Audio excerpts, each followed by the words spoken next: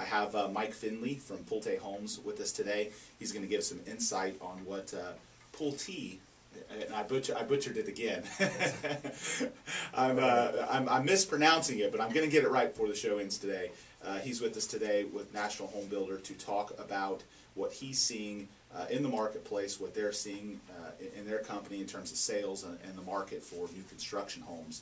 And again, you can call us with your questions, 990-9352, 461-9352, or toll free 1-800-969-9352. So Mike, I wanted to start kind of, with one of the articles from the Times this week.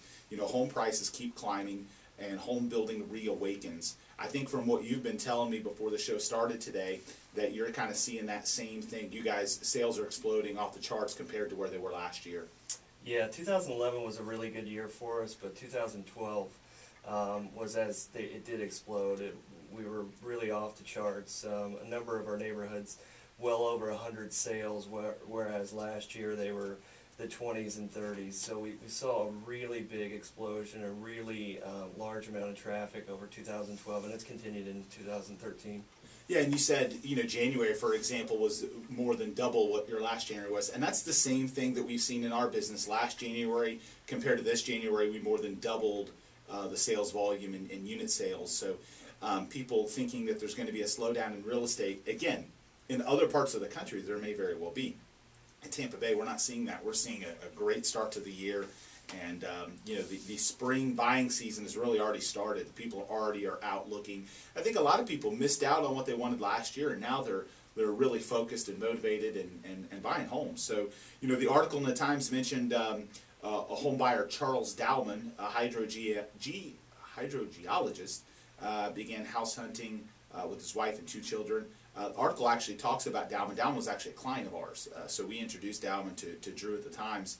And he ended up searching, for a long time before finally finding the right home, but it was more than he expected to pay. I think home buyers need to prepare for that, because values have risen, and it is harder to find that steal of a deal. If you're looking for the screaming deal or for an opportunity to negotiate way off the asking price, that isn't happening in this market anymore. It has really shifted. Yeah, I think there's a number of factors there that are contributing to that. Number one, there's not a whole lot of inventory, and you can kind of speak to that. So not a lot of competition out there. From a new home building standpoint, there's a lot of external pressure from vendors and trades and materials that pricing is going up. So typically, from a business standpoint, that's going to flow through to the consumer. So, right, supply and demand curve. Low supply, great demand, prices go up. And the stats show it. In 2011, the median home price in Tampa Bay, combining all the counties, was $110,000, and it adjusted to $145,000 by the end of the year. And in Tampa, it's a little bit higher than that. I think our average sale price is hovering around like $175 or $180, but this data pulls in Pinellas and Pasco and maybe in part Hernando. So again, you're listening to the Duncan Duo Real Estate Show. We're talking to Mike Finley from Pulte Homes about the local real estate market, and we're here to answer your questions as well. 990-9352 in Hillsborough and 461-9352 in Pinellas. So, Mike, we've had you on the show once before, and I think, again, this kind of mirrors something we tell our clients. For a lot of clients, the new home's a better home. You're dealing with, more energy efficiency. You're dealing with a warranted product, better construction standards. What are some of the other things that maybe people don't pay attention to when they're comparing, a brand new home versus maybe a 10 or 15-year-old home? Well, I think you hit the nail on the head on a few things. The warranty is typically a 1 to 10-year structural warranty that you don't get with an older home. But the energy efficiency now, on average, is about 30% better than a home that's 10 years old. So from a financial standpoint, you're simply saving money on a monthly basis there.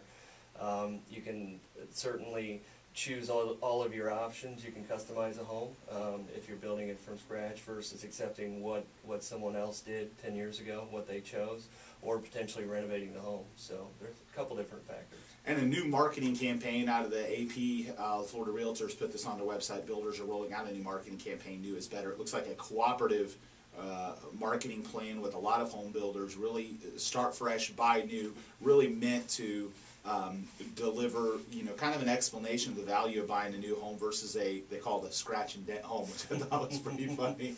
Yeah. I don't know if I call it, there's plenty of nice resale homes out there. We're not trying to say that, that there aren't great opportunities and there aren't beautiful resale homes and remodeled and upgraded by contractors and all that, but so I thought the scratch and dent was kind of a funny language to use for it, but yeah, our play on words. Yeah, new versus used. Yeah, simply. Yeah.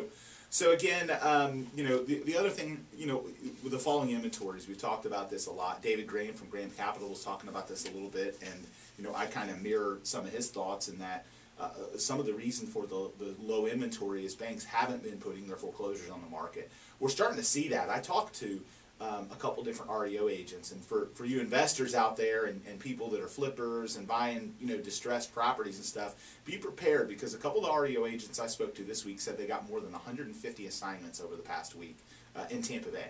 So they're expecting the foreclosures in Tampa Bay to start hitting the market, and I think I'm not concerned about that. A lot of people get freaked out because they think it's going to hurt the market. We have such low inventory that the market will eat those up. I mean, the market will buy them, and it won't cause any. Investors are ready, willing, and able to lay down cash and buy those places. So I'm not concerned about it from that standpoint. But knowing that the banks are starting to release some inventory in Tampa Bay, it's merely the supply and demand curve. Yeah, I agree with that. I think there's very high demand, very little supply. So even an influx of supply will be eaten up very quickly. We've seen, the investor groups coming back into our offices in droves, Yeah. From California, from up north, from local.